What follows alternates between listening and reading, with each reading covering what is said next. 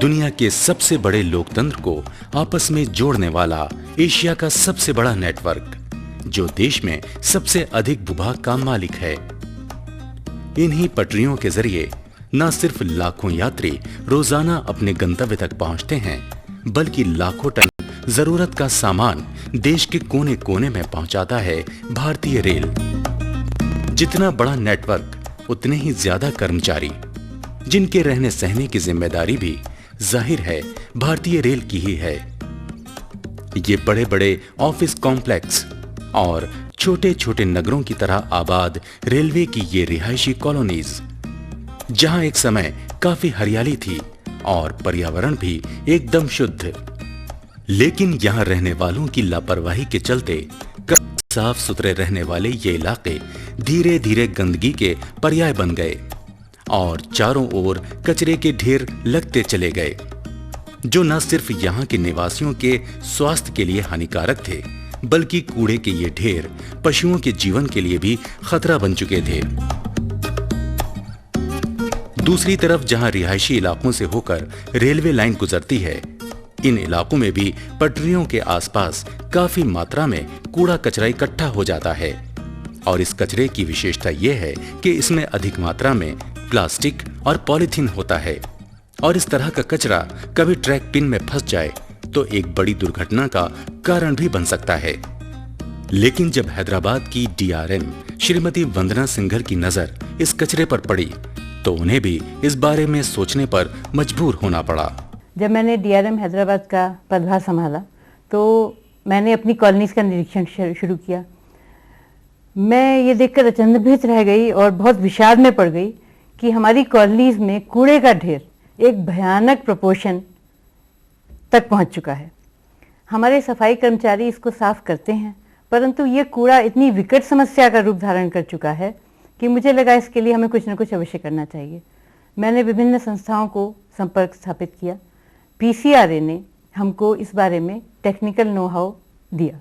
उन्होंने आकर हमारे ऑफिस में पावर पॉइंट प्रेजेंटेशन किया। मैंने सोचा क्यों ना इसको एक हमारी कॉलोनी सीताफल मंडी में आजमाया जाए। पीसीआरए के दिशा निर्देश अनुसार कूड़े से निपटने के लिए हैदराबाद डिवीजन के सीताफल मंडी को प्रयोगशाला के रूप में चुना गया। श्रीमती सिंघल ने यहाँ की महिलाओं को इकट्ठा किया और उन्हें कचरे से होने वाले नुकसान के बारे में समझाया। साथ ही ये भी बताया कि इस कचरे को किस प्रकार ठिकाने लगाकर एक बढ़िया किस्म की खाद तैयार की जा सकती है।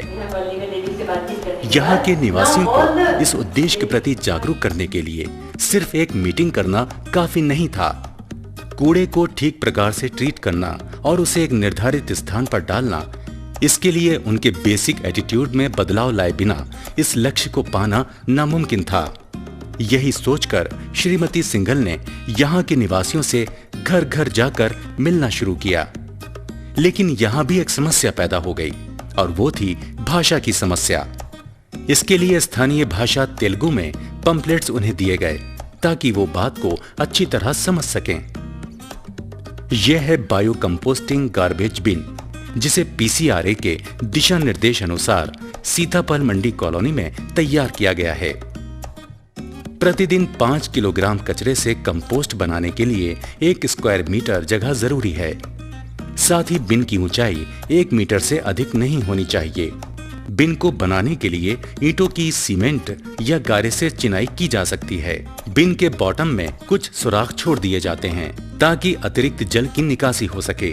बिन में सबसे नीचे 1 इंच मोटी जैविक कचरे की परत डाली जाती है, जिसके ऊपर बायो कैटलिस्ट द्वारा उपचारित जल छिड़का जाता है।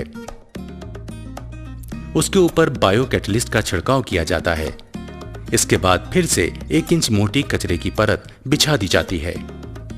इस परत के ऊपर रॉक डस्ट या फ्लाई ऐश का छिड़काव किया जाता है और अंत में एक बार फिर बायो कैटलिस्ट द्वारा उपचारित जल छिड़का जाता है, जिससे कचरे से खाद बनने में मदद मिलती है। श्रीमती सिंघल ने कचरे से खाद बनाने की पूरी जानकारी यहाँ के निवासियों को दी, लेकिन फिर भी शुरू में बहुत उत्साहजनक परिणाम सामने नहीं आए, क्योंकि लोगों का रवैया अभी भी पहले जैसा था। यानी जिसकी जहां मर्जी आई कचरे को इधर उधर फेंक दिया। नतीजा कचरे के वही पुराने ढेर।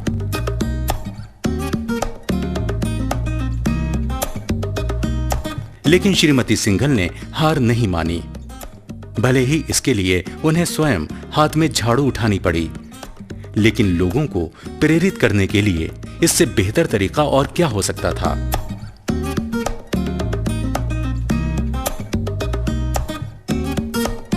श्रीमती सिंघल ने एक बार फिर से पक्के इरादों के साथ और पीसीआरए के दिशा निर्देशों का अनुकरण करते हुए लोगों को सूखे और गीले कचरे के महत्व के बारे में बताना शुरू किया।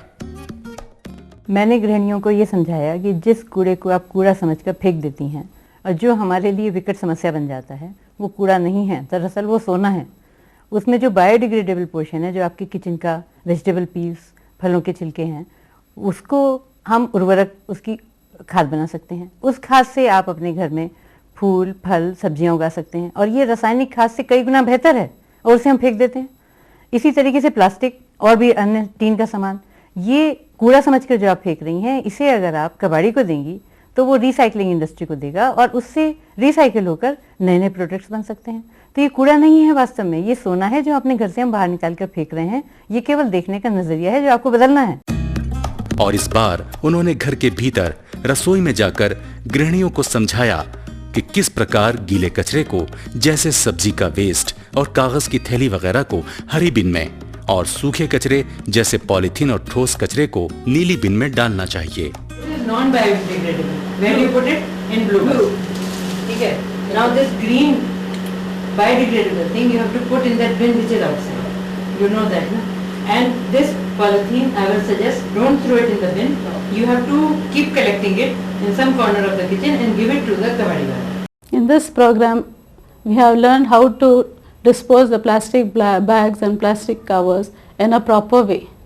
Of course, personally, I feel that we cannot stop using plastics, but we can, we should dispose it in a proper way by following certain methods like not throwing the plastic around or littering the plastic around, but use the plastic in a proper way and dispose it in a proper way.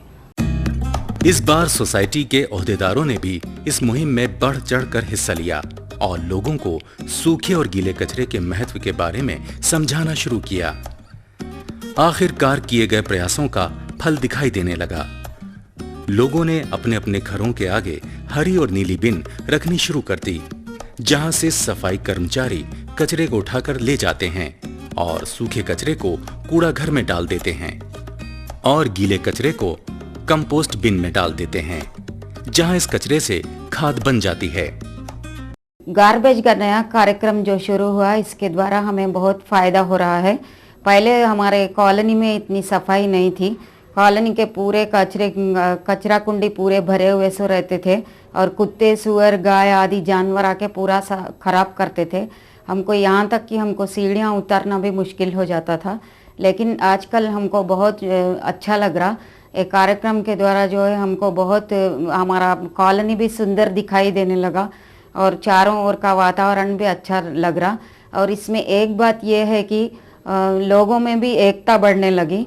आज यहाँ के निवासियों को कचरे का महत्व समझ में आ गया है, तभी तो यहाँ की महिलाएं सब्जी पॉलिथीन बैग्स में लेने के बजाय जूट या कपड़े के थैले में लेना पसंद करती हैं। Previously we used to burn all the garbage. Here and there we used to throw it, but once our DRM has come into the colony and she has given us a class about how we should separate the garbage, like wet garbage and dry garbage. So we have taken like that and we are doing it and we have done the best of it and still we are doing it, and now it is very clean and hygienic also, and in future also I think it will be for future generation also it may be too good also. ये था श्रीमती सिंघल और PCRA द्वारा एक बड़े बदलाव के लिए किया गया एक छोटा सा संयुक्त प्रयास, जिसकी सफलता की कहानी खुद बयां कर रही हैं यहाँ की फिजा और यहाँ की गलियां, जहाँ कभी कचरे और गंदगी के ढेर हुआ करते थे।